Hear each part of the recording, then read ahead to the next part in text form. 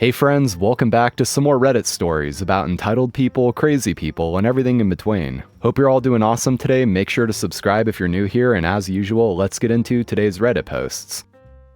Our HOA hires armed security to guard our annual chili cook-off. Our homeowners association hosts an annual chili cook-off. It's a modest event. We usually get about 20 to 30 chilies and 100 people to enjoy them.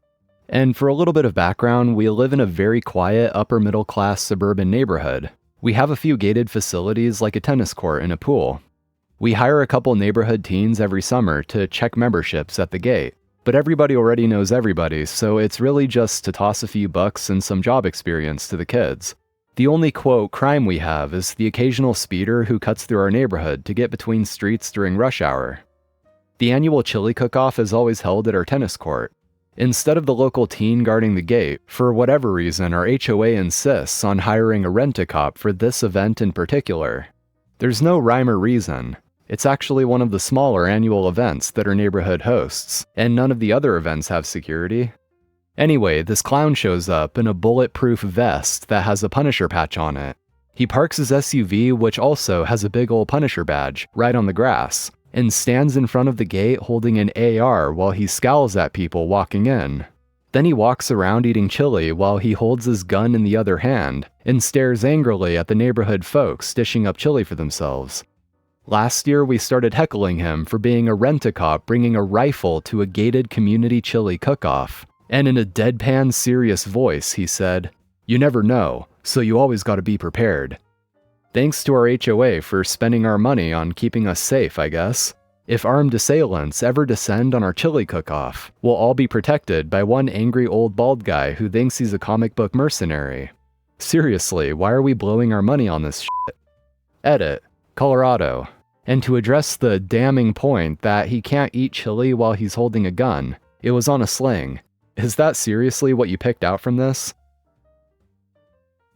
Neighbor is looking through my windows with binoculars. I live in a high-rise condo building with a courtyard in the center. The rooms in my condo that face the courtyard are my living room and kitchen, so I never really worry about my privacy. I don't really walk around nude anywhere outside of my bedroom and bathroom, which face the exterior of the building where nobody can see me. I do work from home, so on hot summer days, I often walk around in gym shorts and a sports bra. Athleisure, basically. This evening, my brother, we'll call him Dan, went to a housewarming party at his coworker's new condo, we'll call him Mike, who happened to move into my building recently. Dan came over to see me afterwards and said, "I don't want to freak you out, but you should keep your blinds closed. Mike lives across the way one floor up and can see you." I told him not to worry so much. It's not a big deal if I'm visible from his apartment. Sometimes when I'm looking out my window, I'll catch a glimpse of a family eating breakfast or watching TV. And it's not that I'm looking in, I'm just looking down into the courtyard, and that happens to be happening at the same time. He then told me that it's not like that. Apparently, while he was at Mike's party, Mike, not knowing that Dan and I are siblings, showed Dan that one of the cool things about his new place is that he can watch me from across the way with his binoculars, and that sometimes I work from home in a skimpy little outfit. My gym clothes? Mike even told him he could tell from watching me which video game I'd been playing recently, which made my skin crawl. Dan told him to stop being a creep and that I was his sister, and Mike told him that if I didn't want him looking in, I should close my blinds. I feel really uncomfortable because I love where I live. All my other neighbors are great, and I love my view of the courtyard. I never had a problem until this guy moved in, but now I'm freaked out about keeping my blinds closed. I can't afford to sell my place and move, but I also can't live with the blinds closed all the time. That's nuts. My brother told me to alert the HOA and the police, but I'm nervous because I don't have anything in writing to give them, just my brother's verbal exchange with Mike. I don't even think they would do anything, but there has to be some kind of law against looking directly into people's windows. That seems like it shouldn't be allowed. Does anybody have any suggestions? I feel completely grossed out that this guy has been watching me when I'm in my kitchen and living room. Think I'm homeless because of the way I dressed? Have fun waiting outside.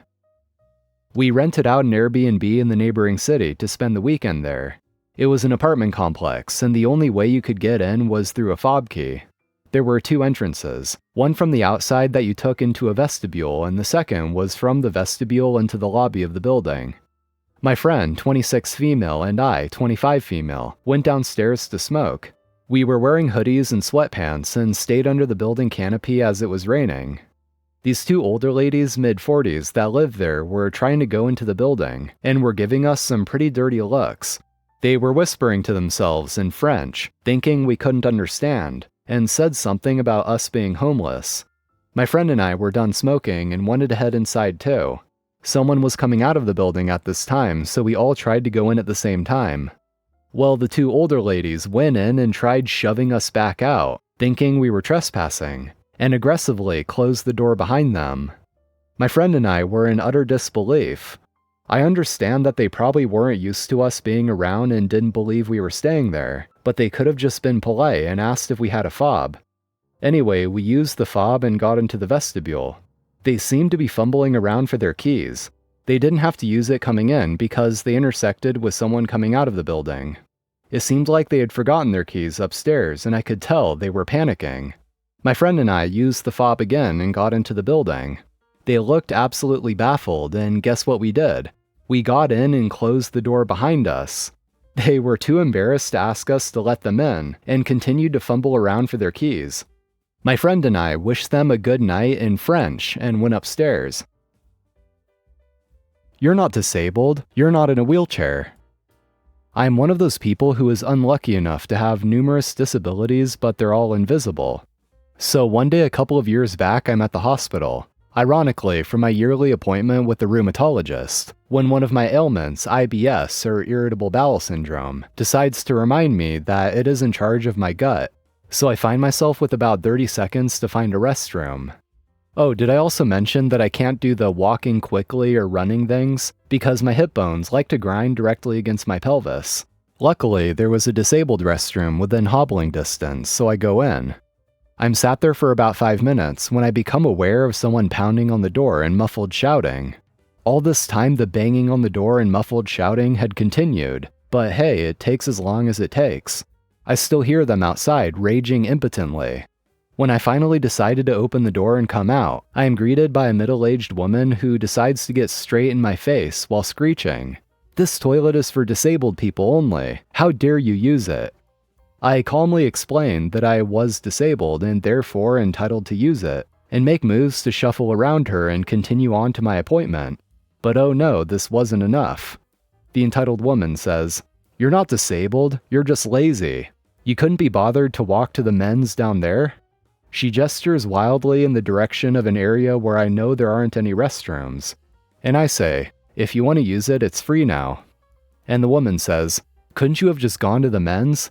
She repeats this about 3 or 4 times while blocking my way as I painfully try to step around her. And I say, "No, I couldn't, and I don't have to explain myself to you. It's illegal for people who aren't disabled to use these toilets, and you aren't disabled because you don't have a wheelchair." She actually pointed to the toilet sign, which has the usual stickman drawing of someone in a wheelchair on it. "I'm going to report you to the police. Give me your name."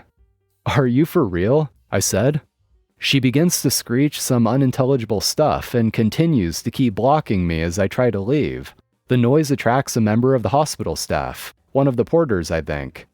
"Is something wrong? Can I help?" She screeches at him that she saw me go into a disabled restroom, and because I spent so long in there, I must be a druggie, and she has performed a citizen's arrest on me. The porter gets that "what the hell" look on his face and asks me if this is true. I explain the situation to him and what my ailments are, etc., and how this woman has been harassing me for the past 10 minutes or so, even before I came out of the restroom. I show him my appointment letter and explain that if I don't get a move on, I'm going to be late for it.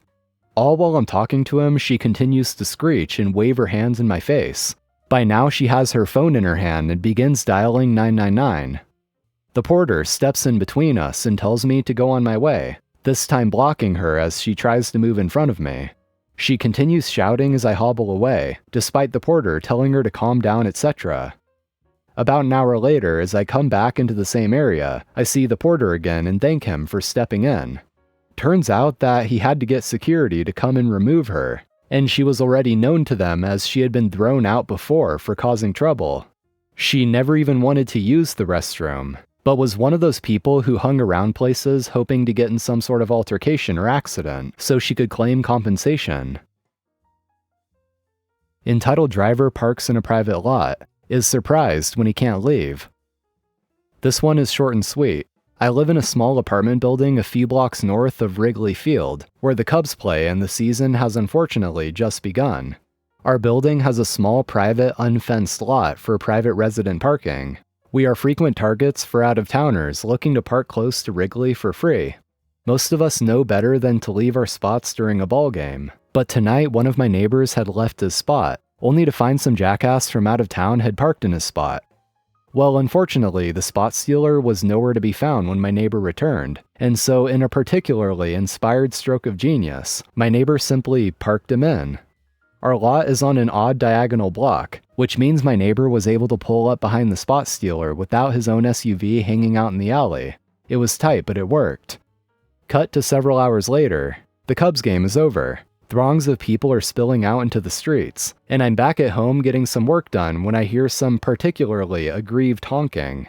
My office looks out onto the back lot, elevated first floor, and I annoyedly ignored the first few honks, but after 15 minutes or so of this I went over to the window, opened it, and shouted at the car to quit honking.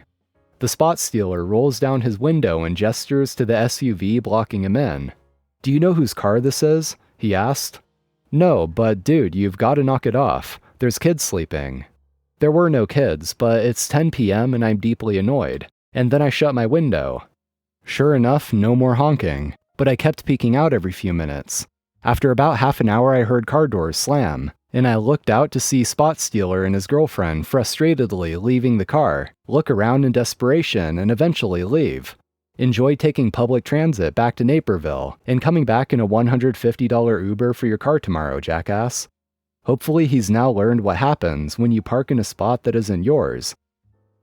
Anyway, friends, that's all for today. Thank you for watching. Be sure to hit that like button if you enjoyed and subscribe to the channel for more Reddit shenanigans. So take care, have a nice day, and I'll see you next time.